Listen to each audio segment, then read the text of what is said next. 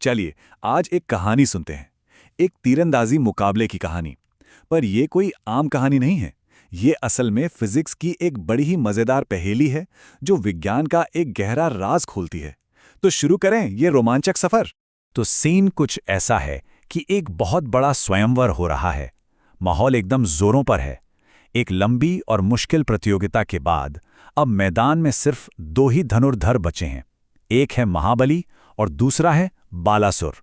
दोनों का निशाना कमाल का है और दांव पर लगी है राजकुमारी का हाथ। अब घंटों से मुकाबला चल रहा है और दोनों बिल्कुल बराबरी पर हैं। तो राजा सोचते हैं कि भाई ऐसे तो फैसला होगा नहीं। असली विजेता को चुनने के लिए वो एक ऐसी चुनौती सामने रखते हैं जो लगभग नामुमकिन है। अब निशाना किसी रुकी हुई चीज पर नहीं बल्कि हवा में उछाले गए एक सेब पर लगाना है। सोचिए, एक ऐसा टारगेट जो लगातार हिल रहा हो। अब यहीं पर असली खेल शुरू होता है।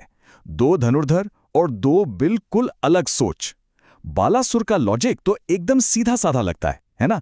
मतलब कोई भी यही सोचेगा कि जब तक तीर सेब तक पहुंचेगा, ग्रेविटी की वजह से सेब थोड़ा तो नीचे आ ही जाएगा, तो थोड़ा नीचे निशाना लगाना ही सही है।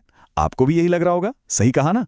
तो सेब हवा में उछाला गया और जैसे ही वो अपनी सबसे ऊंची जगह पर पहुंचकर एक पल के लिए रुका, बालासुर ने अपने प्लान के हिसाब से सेब के थोड़ा नीचे निशाना लगाया और तीर छोड़ दिया। तीर एकदम हवा को चीरता हुआ आगे बढ़ा, पर अरे ये क्या?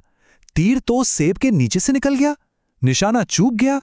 अब सवाल यह है कि जो प्लान इतना लॉजिकल लग रहा था वो फेल कैसे हो गया? मतलब इसमें गलती कहाँ हुई? इस रहस्य को सुलझाने के लिए हमें कहानी के मैदान से निकलकर फिजिक्स की दुनिया में चलना होगा। तो वो क्या राज था जो महाबली को पता था और बालासुर को नहीं?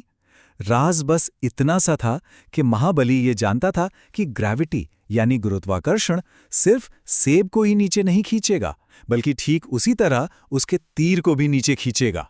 एक मिनट के लिए सब भूल जाइए। बस ये कल्पना कीजिए कि अगर आप किसी तरह उस सेब के साथ साथ ही नीचे गिर रहे होते, तो आपकी नजरों से देखने पर वो सेब आपको कैसा दिखता? क्या वो नीचे गिरता हुआ लगता? इसे समझने के लिए ना एक कमाल का उदाहरण है। मान लीजिए आप एक लिफ्ट में हैं और आपके हाथ में एक सेब है। अचानक लिफ्ट की केबल टूट जाती है और वो फ्री फॉल में नीचे गिरने लगती है। अब क्या होगा? आपके लिए वो सेब नीचे नहीं गिरेगा, वो तो आपके सामने हवा में तैरने लगेगा, बिल्कुल वैसे जैसे आप स्पेस में हो। अब बताइए, अगर आपको उस तैरते हुए सेब पर निशाना लगाना हो तो किधर लगाएंगे? अरे भाई, सीधा उसी पर लगाएंगे ना। उसके नीचे गिरने का हिसाब किताब लगाने की तो जरूरत ही नहीं है। और बस यही तो है महाबली की जीत का सीक्रेट। जैसे ही तीर धनुष से निकला, वो और सेब दोनों एक ही टीम में आ गए, यानी ग्रेविटी की टीम ने। दोनों एक साथ नीचे गिर रहे हैं, तो उनके आपस के नजरिए से ऐसा लगता है जैसे ग्रेविटी का असर ही खत्म हो गया हो। अच्छा, तो कहानी तो मजेदार थी। अब चलिए देखते हैं कि साइंस की भाषा में इस पूरी घटना को कैसे समझाया जाता है। हम कुछ वैज्ञानिक शब्दों को जानेंगे जो इस पहेली के सारे टुकड़ों को जोड़ देंगे। सबसे पहले बात करते हैं इनर्शियल फ्रेम की। सीधी सादी भाषा में कहें तो हमारी नॉर्मल दुनिया, जहां सब कुछ प्रिडिक्टेबल होता है। जैसे आप जमीन पर आराम से खड़े हैं और चीजों को देख रहे हैं। नियम बिल्कुल सीधे सरल होते हैं। और दूसरा होता है नॉन इनर्शियल फ्रेम, मतलब एक ऐसी जगह जहां स्पीड या डायरेक्शन लगातार बदल रहा है, यानी एक्सेलरेशन हो रहा है। जैसे अचानक मुड़ने वाली बस या लॉन्च होता हुआ रॉकेट। हमारी गिरती हुई लिफ्ट भी एक परफेक्ट नॉन इनर्शियल फ्रेम है। अब इस नॉन इनर्शियल फ्रेम के अंदर ना एक अजीब सा धक्का महसूस होता है।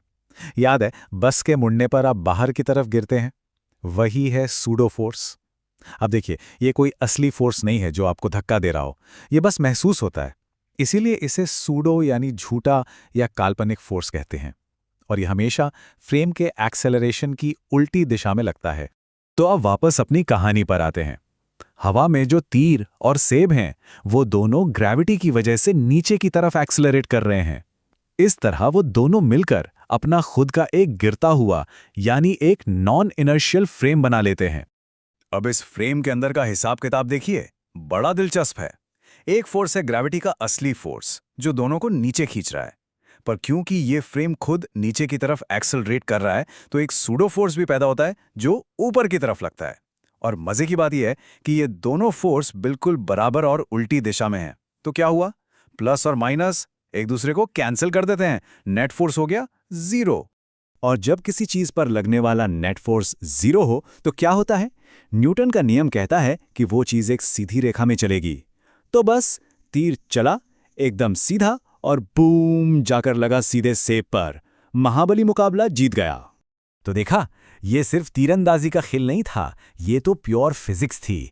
मतलब फिजिक्स की थोड़ी सी समझ आपको पूरा राज्य जितवा सकती है। ज्ञान ही तो असली ताकत है कि नहीं? अच्छा, आप जब ये सब समझ आ ही गया है तो एक सवाल मैं आपके लिए छोड़ जाता हूं, जरा दिमाग लगाइएगा। अगर महाबली ने तीर तब चलाया होता जब सेब अपनी सबसे ऊंची जगह पर रुकने के बजाय पहले से ही नीचे गिर रहा होता, तब क्या होता? क्या उसे तब भी सीधे सेब पर ही निशाना लगाना चाहिए था, या उसकी रणनीति बदल जाती? इसका जवाब भी इसी फिजिक्स में ही छिपा है। सोचिएगा जरूर।